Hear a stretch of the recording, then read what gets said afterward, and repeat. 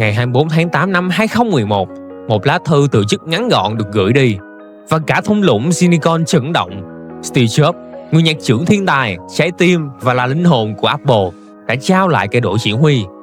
Người được chọn đó chính là Tim Cook, bước ra ánh sáng trong sự hoài nghi của cả thế giới. Câu hỏi mà ai cũng đặt ra là liệu một chuyên gia vận hành có thể thay thế một nhà nhìn xa trông rộng?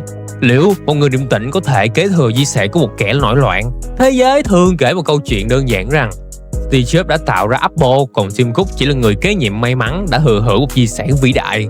Những câu chuyện đó có thật sự đầy đủ không? Sẽ ra sao nếu như tôi nói rằng nếu không có bộ não lạnh lùng và tài năng vận hành của Tim Cook thì những sáng tạo thiên tài của Steve Jobs có thể đã mãi mãi nằm trên bản vẽ, hoặc tệ hơn, đã chết yếu chết dần cùng với một công ty trên bờ vực phá sản. Vậy thì hôm nay chúng ta sẽ không nói về người kế nhiệm, mà chúng ta sẽ nói về người hùng thầm lặng, một kiến trúc sư đại tài đã xây dựng nên nền móng vững chắc cho đế chế Apple ngay từ trong bóng tối, rất lâu trước khi ông chính thức trở thành vua. Đây là câu chuyện về cách một chuyên gia logistics đã trở thành người không thể thiếu, người đã cứu Apple trước cả khi mà ông trở thành CEO. Để mà hiểu vai trò thật sự của Tim Cook, chúng ta phải quay lại năm 1998, thời điểm đen tối nhất trong lịch sử Apple. Sau khi Steve Jobs bị chính công ty mình sáng lập buộc rời đi vào năm 1985, thì Apple đã mất đi hoàn toàn phương hướng. Họ đã phải lạc lối trong mê cung sản phẩm, có hàng chục dòng máy tính khác nhau, không có chiến lược rõ ràng. Kết quả là một thảm họa về vận hành và tài chính, hàng tồn kho chất đống trong các nhà kho hàng tháng trời. Mỗi một chiếc máy tính không bán được là một khoản lỗ. Apple đang đốt tiền mỗi ngày dần dần. Doanh thu sụt giảm thảm hại từ 11 tỷ đô la năm 1995 xuống còn chưa tới 6 tỷ đô la năm 1998. Các chuyên gia dự đoán Apple chỉ còn cách bờ vực phá sản khoảng 90 ngày. Trong cơn tuyệt vọng, Apple đã làm một việc không tưởng, đó chính là mua lại công ty Next và mời Steve Jobs trở lại. Khi Steve quay về và đã làm một việc ông giỏi nhất, chính là sáng tạo và cắt bỏ đi.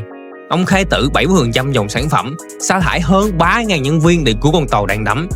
Nhưng Apple vẫn còn một vấn đề chí tử mà một bên Steve không thể nào giải quyết được, đó là cỗ máy vận hành và chuỗi cung ứng đã rệu rã hoàn toàn. Apple bây giờ cần một chuyên gia, một bậc thầy về vận hành, người có thể dọn dẹp mớ hỗn độn đó. Cùng lúc đó, ở một vũ trụ khác, Tim Cook đã là một ngôi sao sáng trong ngành. Sau khi tốt nghiệp, ông đã dành hơn 12 năm để chinh phục bộ máy khổng lồ của IBM, trở thành giám đốc chuỗi cung ứng Bắc Mỹ khi mới chỉ là 31 tuổi. Ông là bậc thầy về logistics, người có thể biến sự phức tạp thành hiệu quả. Sau đó, ông tiếp tục thành công tại Intelligent Electronics và leo lên vị trí lãnh đạo tại Compaq, một trong những hãng máy tính lớn nhất thế giới từ lúc bấy giờ.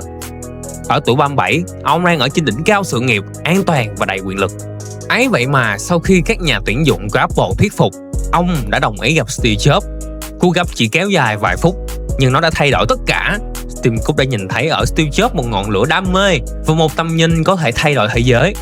Ông đã làm một việc mà tất cả bạn bè và đồng nghiệp nghĩ là điên rồ, đó chính là từ bỏ vị trí an toàn, béo bở ở Compaq để gia nhập một công ty đang trên bờ vực phá sản. Ông đã nhìn thấy một cơ hội để dời núi lấp biển và làm việc bên cạnh một thiên tài. Và ông đã làm đúng như vậy.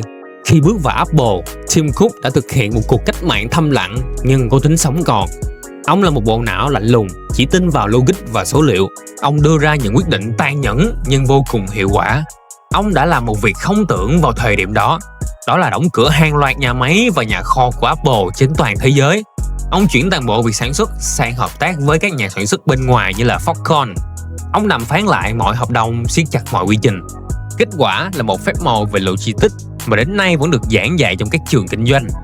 Ông đã giảm lượng hàng tồn kho từ mức trung bình 30 ngày xuống chỉ còn 6 ngày vào cuối năm 1998 và sau đó là 2 ngày vào năm 1999. Điều này không chỉ giải phóng hàng tỷ đô la tiền mặt đang bị chôn vùi trong các nhà kho, mà còn giúp công ty trở nên cực kỳ linh hoạt, sẵn sàng cho những đợt ra mắt sản phẩm khổng lồ sau này. Ông đã biến chuỗi cung ứng từ điểm yếu chí tử thành vũ khí cạnh tranh mạnh nhất của Apple. Chính từ cuộc cách mạng này đã tạo ra bộ ba huyền thoại, công thức thành công của Apple hiện đại. Steve Jobs là trái tim, người trả lời câu hỏi làm cái gì. Johnny Ive là tâm hồn, người trả lời câu hỏi nói như thế nào. Và Tim Cook chính là bộ não và xương sống, người trả lời câu hỏi làm thế nào để sản xuất hàng triệu cái và đưa nó đến tay người dùng một cách hiệu quả nhất. Và rồi, chiếc iMac 1998 đầy màu sắc chính là minh chứng đầu tiên cho sự thành công của công thức này. Không có sự tối ưu của Tim Cook thì Apple có thể đã không đủ tiền và nguồn lực để sản xuất và phân phối iMac trên quy mô lớn. Khi mà Steve Jobs bắt bệnh thì Tim Cook đã lặng lẽ gánh vác hầu hết công việc điều hành. Ông là người duy nhất Steve tin tưởng có thể giữ cho cỗ máy Apple vận hành trơn tru. Khi mà chính thức trở thành CEO sau sự ra đi của Steve Jobs, thì cả thế giới hoài nghi. Họ nói ông khô khan, thiếu sức hút, chỉ là một người giỏi vận hành thôi. Nhưng vào năm 2014, tại chính cái nơi Steve từng ra mắt Macintosh, thì ông đã chứng minh họ sai. Ông tự tin giới thiệu Apple Watch, sản phẩm hoàn toàn mới đầu tiên thời hậu Steve Jobs. Nó không chỉ thành công mà còn trở thành chiếc đồng hồ bán chạy nhất thế giới. Dưới sự lèo lái của ông, Apple không chỉ sống sót mà còn vươn tới những đỉnh cao không tưởng nữa kìa. iPhone 6 trở thành smartphone bán chạy nhất mọi thời đại. AirPods thống trị thị trường âm thanh. Máy dịch vụ bùng nổ. Apple lần lượt trở thành công ty đầu tiên đạt vốn hóa 1, 2 và rồi 3.000 tỷ đô. Cỗ máy vận hành mà ông xây dựng năm xưa giờ đây đã trở thành một đế chế hùng mạnh nhất.